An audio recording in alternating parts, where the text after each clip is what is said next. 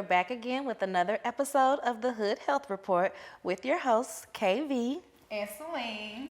And today we are going to talk about a topic that kind of came and went real fast. We didn't really sit on it that much. And today we just want to do some exposing of all of the things. So today we're going to talk about the Brett Favre welfare scandal. So if you haven't heard about this was pretty much the biggest welfare scandal that the state of Mississippi has seen. The Department of Human Services misappropriated about $77 million. This was with Brett Favre and some other organizations that we're going to get into. So this first article is by CBS, and it gives a very good overview, good explanation of the misappropriation, the misuse of the funds. The money came from the Temporary Assistance for Needy Families, a federal program that's for child care assistance, job preparation, and work assistance. On September 22, 2022, former executive director of the Mississippi Department of Human Services pled guilty for 1 count of conspiracy and 1 count of theft concerning programs receiving federal funds. So the 2 organizations that were in charge of these funds to make a healthier Mississippi were the Mississippi Community Education Center and the Family Resource Center. They were the organizations that ran a statewide program called Families First for Mississippi. However, in the summer of 2017, Brett Favre began to ask then Governor Phil Bryant for money for the volleyball stadium. Now, fun fact about this, his daughter was playing volleyball at his alma mater for University of Southern Mississippi at the time. So in reality, he just wanted to make the campus better for his child. And he used that with Department of Human Services funds. And even though he may say that he was unaware that this was a bad thing to do or was this illegal, you can see in some text messages and a lot of correspondence where he asked if this would get back to him, and if he had this money and it was handed over to him, would his name be traced to this organization, to these funds. So that there is an admission of guilt. Yeah, that's enough. Yeah, that's what's going on. You know what's going on if you don't want your name tied to it. So there's that. In addition to the money for the stadium, Brett Favre was also given $1.1 million that was supposed to be payment for speeches at events and different promotions that never occurred. When the investigation went on, and they found that these events that he was supposed to speak at, never even attended them, let alone spoke at them. So that $1.1 million, they were looking for that back. He ended up having to pay that money back over the years, but he still owes interest on that money. About $228,000, was it? $228,000 in interest that he has not paid still to this day. And this was from money received in 2017. So I think what kind of happened is the second time around he was asking for money for the stadium. It was $5 million for the football stadium. But at that point, they were already investigating him. They were already looking into it. So that money never got awarded. And he was trying to have an indoor stadium to who were they trying to woo? Deion Sanders' son. They wanted him to come there, and they felt like if they had a nice stadium, an indoor stadium, that would like get him, involved and wanting to be at the school. And I think he made like some posts about that too, or text messages. I can't remember exactly, but he was like, if we get the indoor stadium, then I need y'all support. It would just really help, with allowing us to get better players and stuff of that nature. Yeah, he directly stated that he was trying to woo Deion Sanders' son, and he knew that when he got to the school, he was going to ask about an indoor stadium. So he used this as reasons to try to get a rush on the funds for the indoor stadium. And this was in 2019. But just over a month later, the text messages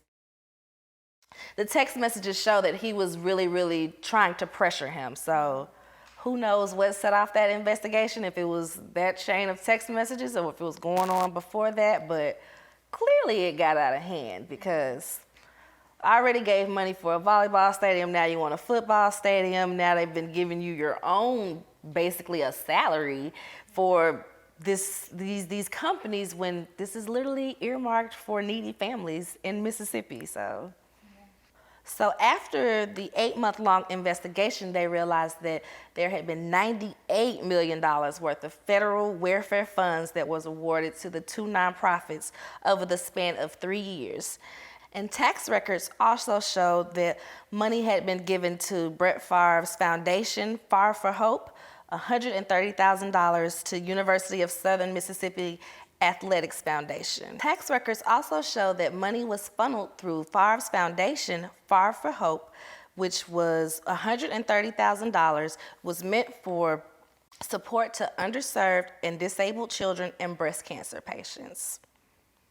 But the bottom line for him has always been athletics, so forget the needy families, forget the cancer patients and the sickly children and everybody that needs that money. Let's get these stadiums together and let's pad our own pockets, basically. So in May of 2020, the Department of Human Services filed a lawsuit against 38 defendants. 38 people were involved in these two organizations that put out almost $100 million worth of TANF funds. The article that I was looking into was called "The Brett Favre's Involvement in Mississippi Welfare Scandal Draws Outrageous Indifference."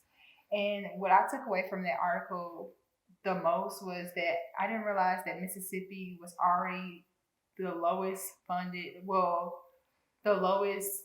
funded state for people who are in poverty. So they said that the federal data shows that there's like in 2020 that the state spent less than 5% of about $3.7 million in assistance for poor families. And that's compared to like the national rate, which is 22%. So imagine only 5% of the money being spent on people that are in poverty, and it's already the poorest state in the United States. It just shows. And then I don't remember, well, I know we talked about this like when I did the water crisis episode, basically when we were talking about Jackson, Mississippi. Something that keeps on coming up is like whenever something happens in Mississippi, they point the finger at everybody else but themselves. So like with this whole scandal, you know how you just named out there's like 38 people involved. As I'm going through it, I'm like, oh my gosh, this person's in there. Then it's this person, and it's this person, and then the next person's like, oh well, this person has something to do with it. So it's kind of like a repetitive thing for them. Like they just keep on finding themselves trying to they're digging a hole, but they're just adding more people and they're putting the blame on everybody else but themselves. But obviously the money is never going where it's supposed to be going from this jump, which is very sad.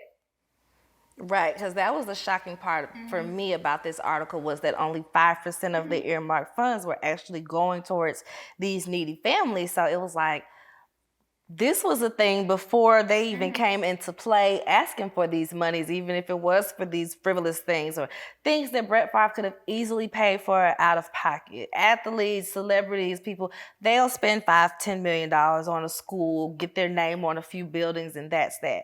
He did not have to use these funds that were marked for these families. But like I said, I guess when you see wrongdoing happening, you just keep on going. Because my question is, what was happening to that other percentage of money before it was being used for all of these stadiums? Because if it was supposed to be 22% of the funds going to families and only 5% was going to families, that's a lots of millions of dollars just unaccounted for.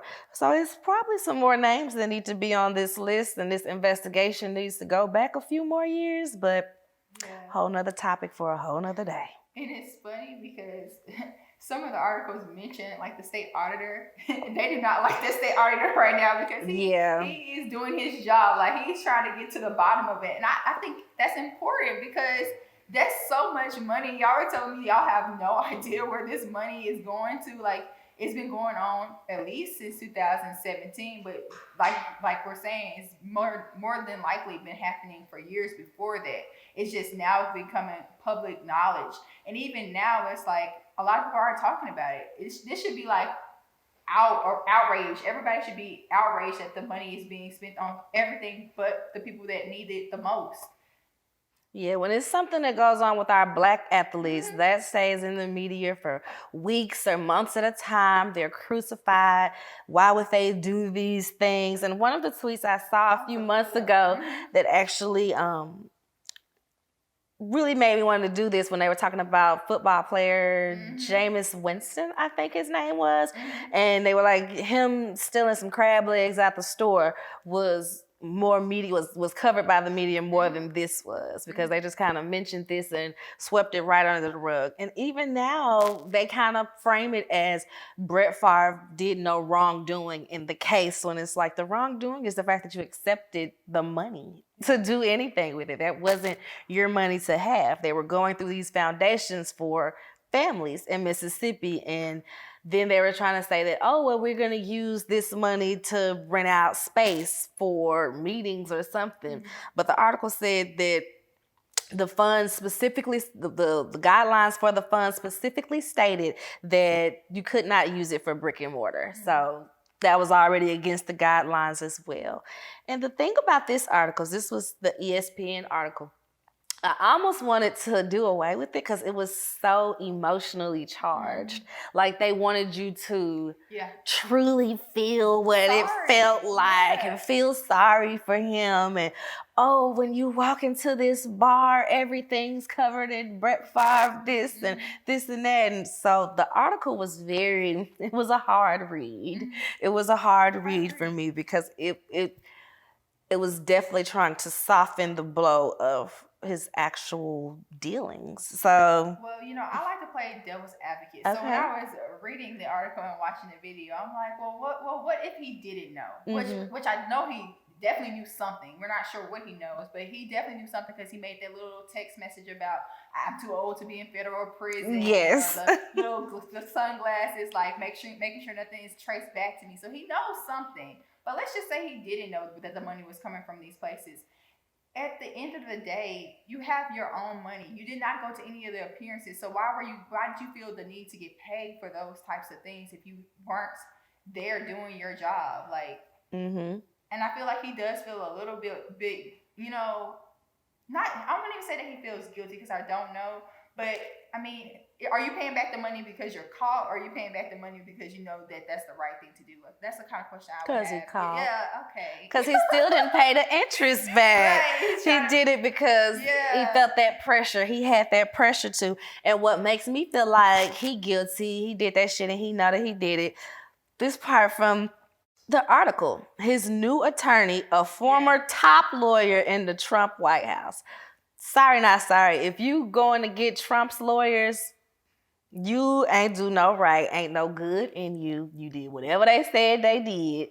That's just how I feel about the situation. Because everybody knows that Trump's lawyers had to do a whole lot of hiding, a whole lot of finagling to keep him out of jail or from under fire of different situations that he had the country in under his presidency. So that to me screamed guilty that he went and got Trump's lawyers. So that yeah, and they still haven't necessarily charged him of anything because his argument, or what they're arguing, is that he did not know where the money was coming from. He did no wrongdoings by accepting the money for the school. He was just trying to build up the stadiums. They also are trying to say that the stadiums were going to be used to help everybody with wellness, but we all know how facilities that are being used for school academic wise, they're not getting used by the poor population. So it's going to be a longer investigation, I feel like, into it, just so they can just figure out how they can charge him. But they're definitely trying to find any loophole to get around the situation, which is sad because I feel like if it was a Black person, they would already be in jail. They would already be in jail. Imagine if this was Deion Sanders. they have locked up our black athletes for less. So Yeah. I am pretty sure if it was a black athlete, they would have at least been booked. They might have bailed out or something, but they would have some serious charges their way, and they wouldn't just be able to say, well, I didn't know that it was coming from the temporary needy funds. But my thing is, what did you think the government funds were supposed to be used? You called the governor. Yeah. You got the governor, and you're going through nonprofit organizations to fund school things and school activities. Like that's not the normal course of things anyway. So he knew what he was doing. He's very guilty. Very guilty. Another thing that I think is interesting, because I like I said, I like to play devil's advocate with these types of things. I think that it's interesting. Well, his other argument was, they're using him because he's a big name. There's a couple of big names, and well, actually, all of them are kind of big names, but there's a couple other big names in there too. Like there's some WWE wrestlers that have been using the money. So it'll be interesting to see what the media has to say about those types of things. I also know that he isn't a fan of the fact that everybody is talking about him. So like he's trying to make lawsuits for people as defamation of character. And I'm just like, wow, it's not like people are saying anything against you that's wrong. And that's what the auditor basically said. He said everything that we're saying is true. We're looking at the accounts, we're looking at the funds, we're looking at the text messages. So you're trying to say that we're using defamation of character on you isn't the case. These are the facts. The biggest question for me is how he would think that he would be so innocent if all of these other people have already been charged, who have pled guilty and given up text messages or other emails or just any type of correspondence that would find him guilty. CNN's article reported the different people who were involved, who's been charged and pled guilty so far. Now, I'll keep the names out of it, but I will tell their positions. So, in the wake of the audits, 6 people were charged with wrongdoing and 5 have pleaded guilty. The former director of the Mississippi Department of Human Services pleaded guilty to 2 federal counts and 18 state counts.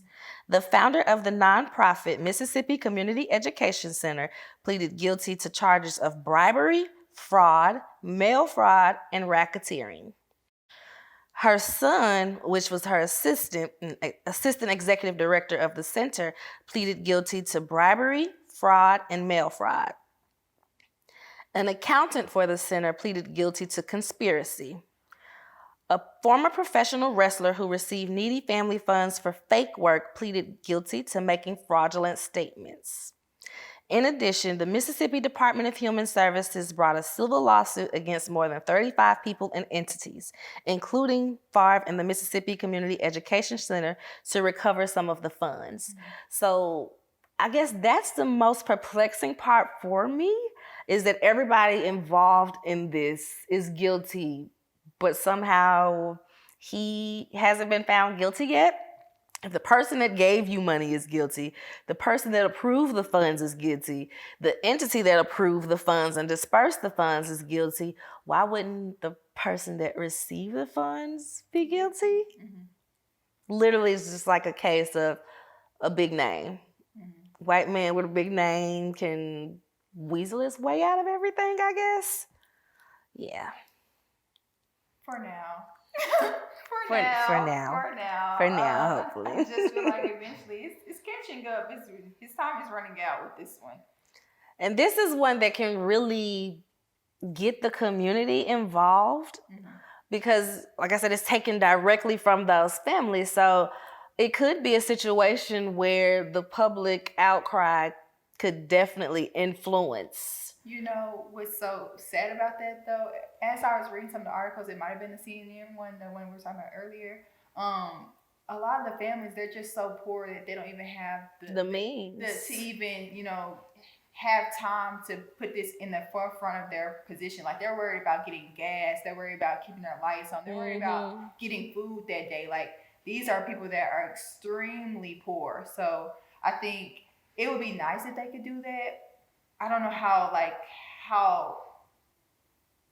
how We would need someone to stand in the gaps for them. yeah. Somebody with that power. Yeah. Some, big lawsuit that picks up these cases, these what do you want to call them? I guess humanitarian, type of cases. We would definitely need somebody to step into that gap, to be a voice for the people of Mississippi, because individually there's not much they can do without the funds to truly be a presence in such a large case. Because the people that are supposed to be doing it for them aren't even doing it for them. So right, the governor approved all of this, so there's that. People that are supposed to be fighting for the people aren't fighting for the people in this case. On top of the money that was being allocated towards the facilities for volleyball, football, things of that nature, Brett also was working with a drug company in order to start up a concussion line. I guess that would it be a concussion line? Essentially, yeah. Two different drug companies that were working on medications to treat concussions or to prevent concussions. So the interesting thing about both of the ones that are these companies are that none of the information that they are putting out is real or relevant. So they have not done any trials on humans, but they were claiming that these products work for concussions. They also said, well, once they started getting caught up in their issues, they said, well, we never said that we were saying that we had tested it on people. We were just saying that we think it would work.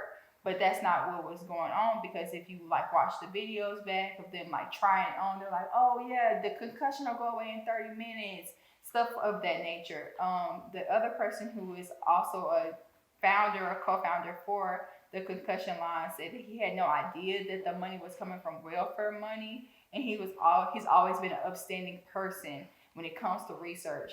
But as you go through the article, you can just kind of see how that starts to fall apart, because everything he's saying is just oh, well, I didn't know this or I didn't know that. It's what do you know then? If this is what you're doing, if this is your company, you should be in front of your company. You should be the person that everybody is coming through, and everything should be coming through you. So how do you not have any information about how all this stuff isn't going the way that it's supposed to be going?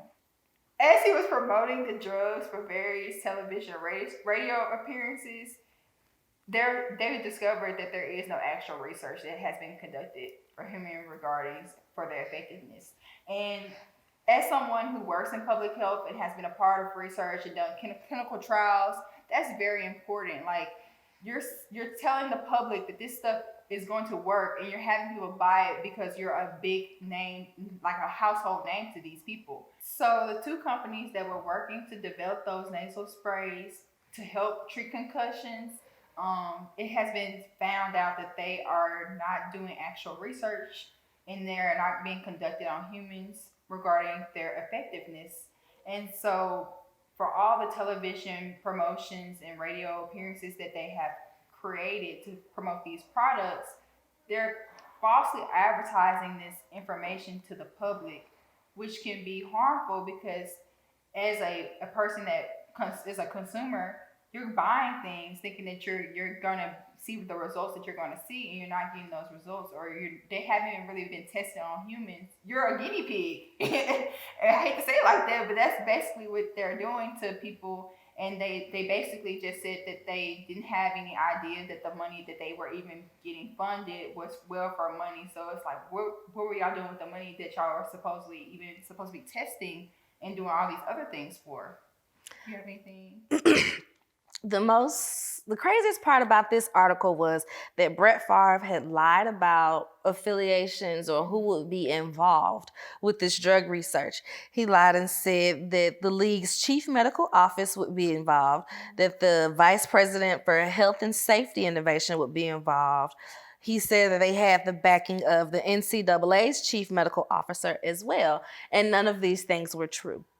But for me, this is another thing that goes back to the researcher. Mm-hmm. As a researcher, you know that there's this thing called conflict of interest. Mm-hmm. So you can't really conduct research effectively with the people that will be directly, benefiting from it. So if the NFL is giving money to give you to do concussion research, you can kind of fudge the numbers to see. It gets dicey. It reminds me of how with drug vaccines cause autism thing.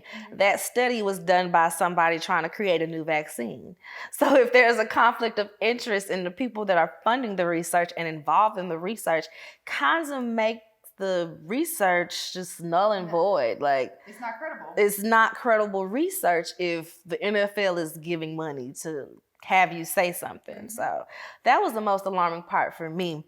Not even the fact that they were just going around putting this cream on, using this nasal spray in these demonstrations, claiming that it would prevent a concussion, as if they could simulate a concussion to show the people. I would be like, okay, well, let me throw a brick upside your head and see if you come out of it in 20 seconds.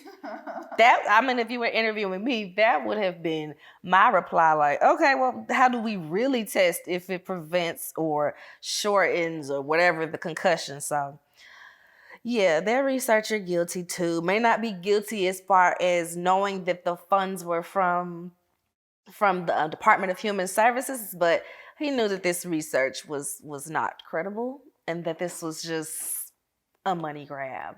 Yeah. A money grab. Yeah. And while I'm thinking about it, I think both of the companies are now, they're done. So. Because nobody wants to follow up with giving that funding, knowing that you've already used unsavory tactics to secure funds, and then you were out there misleading the public with these fake findings. So, yeah, I'm sure these companies are no longer conducting research. So I'm just gonna open it up with like a statement, a broad statement. Just because I have my opinions about the case, and I feel like you had your opinions about the case. I feel like everybody else should have an opinion about the case, especially if you live in Mississippi. You should definitely have some feelings about the case. He is to the point where he is not saying that he did anything wrong. Brett is sticking to the fact that he had no knowledge of what was going on. The article from CNN basically says that Favre had no control whatsoever of how the funds were being spent, how they were being issued. He did not have any reason to know where the funds were coming from and how they were being misused. So he does not believe that he should be charged. Personally, I think that's a lie. Do you think that's a lie? Yeah, I feel like the text message alone showed, okay, nobody will know that this tracks back to me, right? Okay, I don't want to be in jail. We can't keep doing this. Like, he was warned multiple times that if they were found, bad things were happening. So what does that mean? You're not supposed to have this money. It's literally that simple. So for him to still be trying to escape wrongdoing because he didn't know where the funds came from, there are text messages where you directly ask the governor, you directly talk to the people over these foundations. You know that these foundations weren't built to enhance the school. So you're guilty and he should be criminally charged. This article also stated that he has not been criminally charged yet, which is the wildest part to me, because we have text messages of direct correspondence about this money and how it's not supposed to go here. So yeah, he's been named in the lawsuit as somebody that, received money from this entity, but has not been criminally charged yet. All in all, the Brett Favre case has not been concluded, in my opinion. I hope that we are able to see justice for the people in Mississippi. I know KB feels similar. As this case continues, it'll be interesting to see how much media attention it gets outside of the fact that he was a former football player. We would love to hear y'all's opinions about the article. You can leave us messages. You can leave us a like. You can go ahead and follow the show pages. Make sure you follow our show pages, Hood Health Report on Instagram and Facebook, and on Twitter, Hood Health Pod. And if you want to see our beautiful faces, make sure you subscribe to our YouTube. It's on KVENT channel with the Hood Health Report playlist. That's all for today, guys.